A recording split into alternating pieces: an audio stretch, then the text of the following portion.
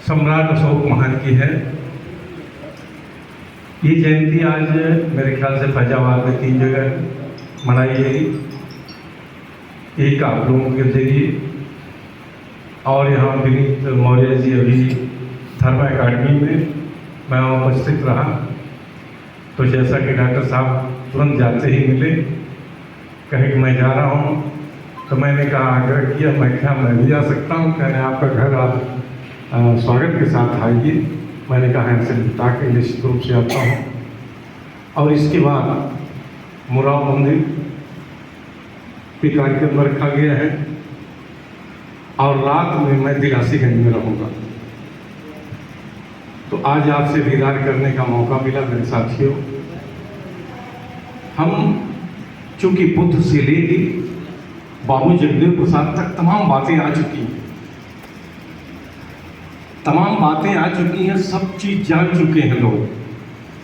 जान के वह क्या कारण है कि हम खड़े नहीं हो पा रहे हैं। हमारे अंदर वह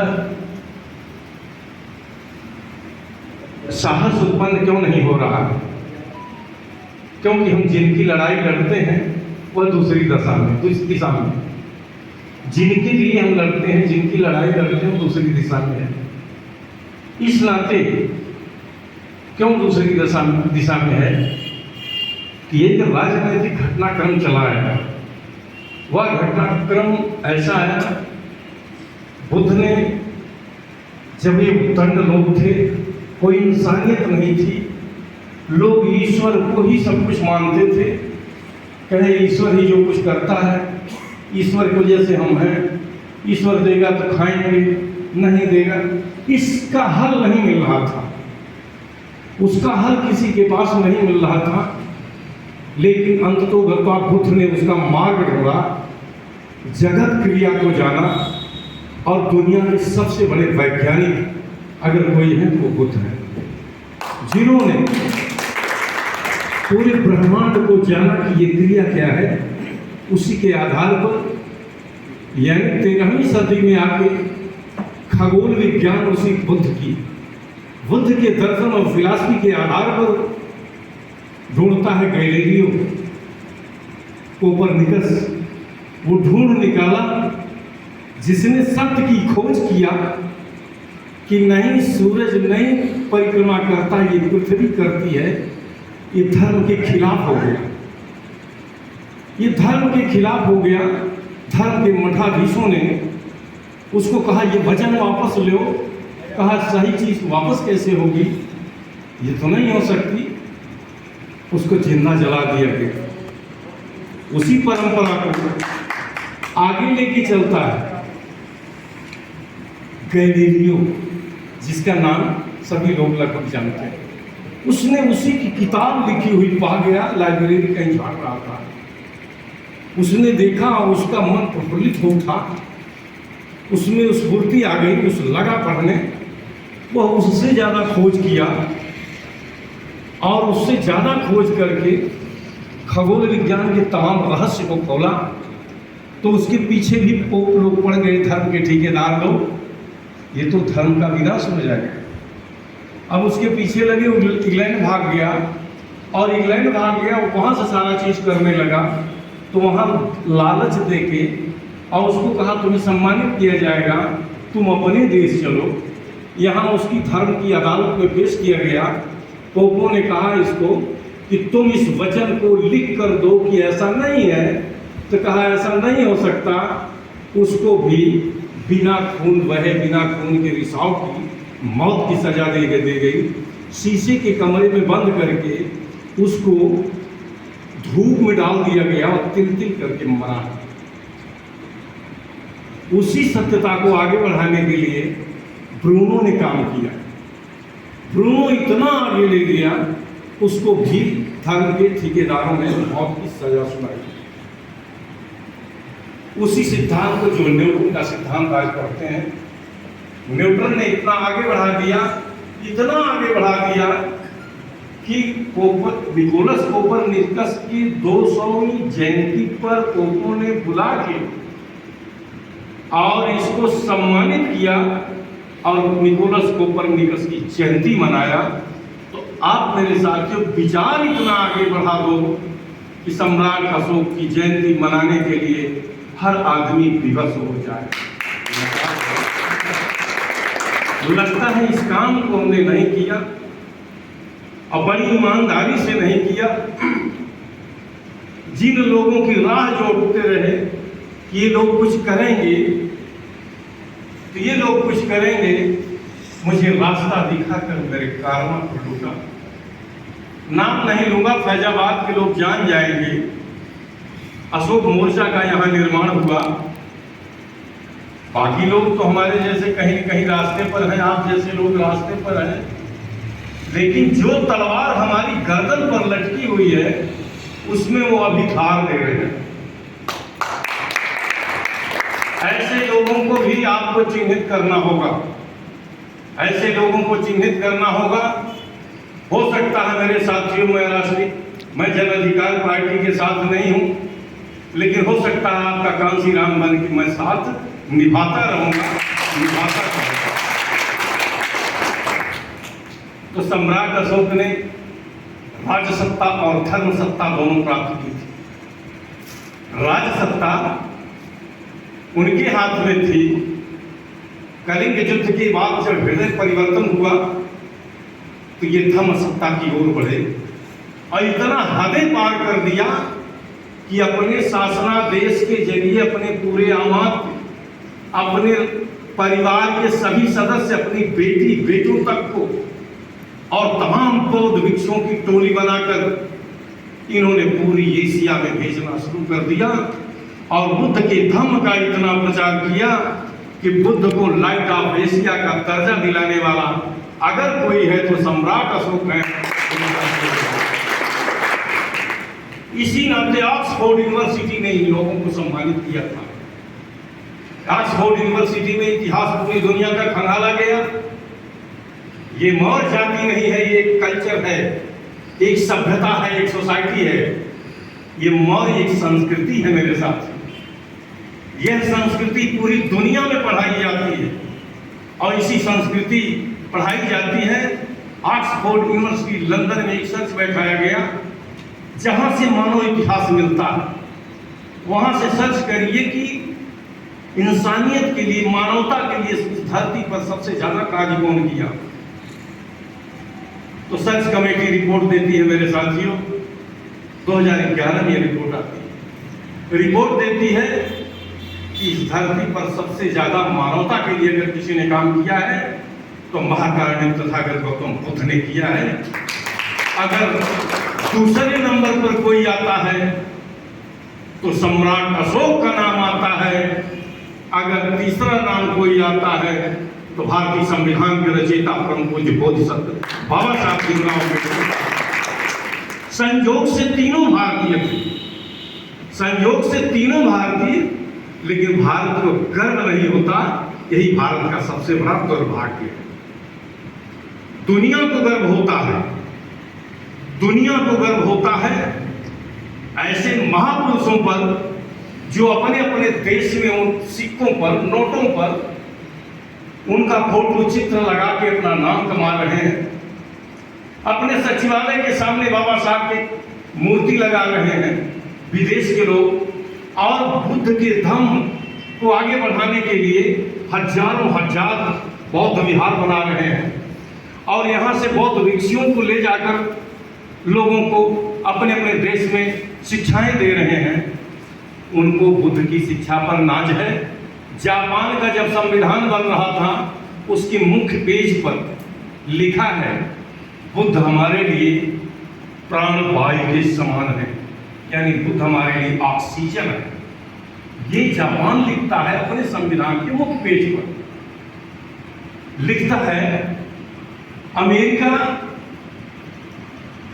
एक कभी मेरे साथी ने कहा गुलामों को गुलामी का एहसास करा दो तो अपनी बेड़ी तोड़ देता है, लेकिन यहाँ गुलाम बनाने की इतनी फैक्ट्री तैयार हो गई है कि जिधर देखो सांस भी गुलामी में ले रहे हैं, सांस भी ले रहे हैं तो गुलामी की बू आ रही है। और इब्राहिम लिंकन चला रहा था गाय, गाय चराते हुए दुर्दशा काले लोगों की देखा कि बुरे लोग जंजीरों में जकड़ कर गुलाम बनाए हैं, दिन भर खेतियों में काम कराते हैं, खदानों में काम कराते हैं और इनसे मजदूरियां करवाते हैं और शाम को टुकड़े रोटी फेंक देते हैं उनको जानवरों की तरह। ऐसा इंसान के साथ नहीं होना चाहिए। ये सोच इब्राहिम के अंदर आती है, लेकिन गाय चरा रहा है। उसने तय किया कि मैं इस देश का राजा बन के इनकी जंजीरों को तोड़ूंगा। उसने उसी दिन से पेड़ को भाषण देना शुरू किया। पेड़ को भाषण देने वाला व्यक्ति राष्ट्रपति बन गया अमेरिका का। जब राष्ट्रपति अमेरिका का बना तो उसने क्या किया, उसने जब उनकी बेड़ियों से मुक्त कर रहा था तो वो लोग इब्राहिम लिंकन को गाली दे रहे थे, कहे ये साला ये कमीना हमारा गहना छीन रहा है। तो जब अपने समाज में आप उनकी मुक्ति का मार्ग बताओगे तो आपको गाली मिलेगी, तिरस्कार मिलेगा कि ये धर्म विरोधी है, ये धर्म हमारा खतरे में डाल रहा है। तो सामाजिक कार्यकर्ता को हृदय विदारक अपमान सहना पड़ता है, कोई धन्यवाद नहीं करेगा। मेरे साथियों, आप लोग जो बीड़ा उठाए हैं ये सम्मानजनक बीड़ा है। ये इसी लाइन से इतिहास लिखा जाएगा। जो उस लाइन में खड़ा है उसका इतिहास कभी नहीं बनेगा, क्योंकि उस लाइन के लोग मानवता विरोधी होते हैं। इतना सुनहरा इतिहास लेके बैठा है समाज, इसकी दुहाई देकर लोग सत्तासीन हो रहे हैं। जब किसी को रास्ता नहीं सूझता है तो बुद्ध की बात करता है। विश्व बौद्ध धर्म सम्मेलन था शिकागो में, और यहां से जाने वाला विवेकानंद जाते हैं। अब विवेकानंद जाते हैं, उन्होंने कहा, अपनी अर्जी दिया कि मैं हिंदू धर्म का प्रतिनिधित्व करूंगा। तो वहां से सच कमेटी वो देते हैं लोग, कमेटी के लोग, कि अपने शंकराचार्य से लिखवा के ले आइए। पूरी का शंकराचार्य लिखता है, वो तो शूद्र है, उसको हिंदू धर्म का प्रतिनिधित्व करने का अधिकार नहीं है। तो कहे तब क्या हो, बहुत घबराएंगे, अरे मैं इतना कार्य कर रहा हूं और मुझे इस तरह कहा जा रहा है, तो बहुत घबराए। उसके बाद बौद्ध धर्म की अगुवाई करने वाले, प्रतिनिधित्व करने वाले अनागारी धम्मपाल श्रीलंका से बैठे थे वहाँ। कहे विवेकानंद बहुत ही ज्ञानी व्यक्ति है और इस बात आदमी का इस धर्म सम्मेलन में लेक्चर होना ही चाहिए। उन्होंने अपने समय में से समय दिया। विवेकानंद जब खड़े होते हैं तो बुद्ध की बात करते हैं, बुद्ध के दर्शन की बात करते हैं, इंसानियत की बात करते हैं। यहाँ मौर्यन कल्चर और मौर्यन सभ्यता और संस्कृति की बात करते हैं। ये सच्चाई है। जब ये बात करके आए, दुनिया में नाम हुआ, तो उसके बाद जब आते हैं अपने देश तो पत्रकार पूछता है कि अच्छा बताइए, आपने दुनिया में बहुत कुछ देखा, बहुत लोगों को सुना, यहाँ तो किसी जाने का अवसर ही नहीं मिलता, तो हमारे देश को समुन्नत कैसे बनाया जा सकता है? उन्होंने एक लाइन में बताया, कहा इस देश में ब्राह्मणों को पैरे के तले गांव के आगे पढ़ना होगा, तभी इस देश समुन्नत। तीसरे दिन उनकी हत्या हो जाती है। मेरे साथ आपको अगर प्रेरणा लेनी है तो अपने महापुरुषों से लेना पड़ेगा। जगदेव बाबू से लेना पड़ेगा, राम सिंह वर्मा से लेना पड़ेगा, ललित सिंह यादव से लेना पड़ेगा, डॉक्टर बी आर अम्बेडकर से लेना पड़ेगा, फूले से लेना पड़ेगा, बैरियार से लेना पड़ेगा, बुद्ध से लेना पड़ेगा, अशोक से लेना पड़ेगा।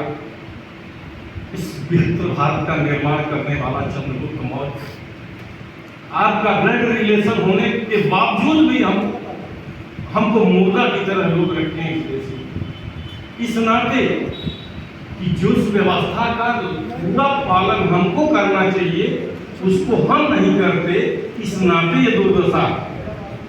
अगर उस व्यवस्था का पालन ईमानदारी से करते तो ये दुर्दशा नहीं होती।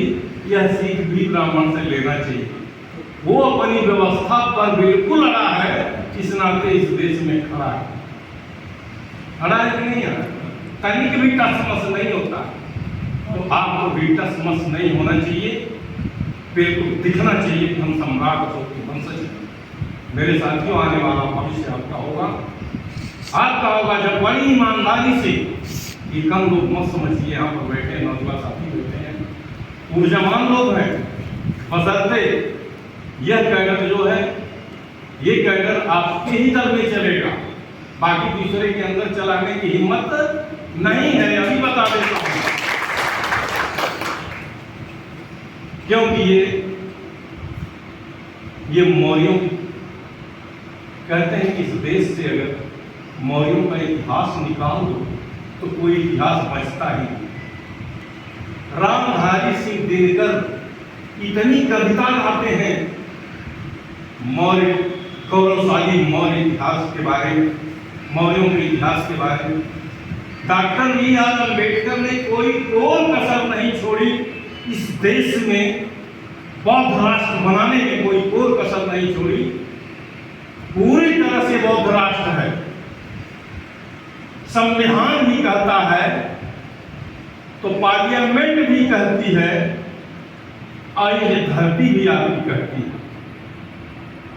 लेकिन उसके ऊपर आवरण लगा दिया गया, अंधविश्वास का फेंका गया, मनवाद का फेंका गया, आपको भय और भ्रम की स्थिति में रखा गया, और ऐसी आपका दुश्मन आपके घर में बैठा है, आप यहाँ पर बैठे, टीवी आपकी दुश्मन है, वो गणेशा दिखाती है, वो हनुमान दिखाती है, वो कन्हैया दिखाती है, रासलीला दिखाती है, सास बहू दिखाती है, वो ऐसा प्रेरित कर देती है कि वो बीज पैदा कर रही कि नस्लें खराब हो जाए।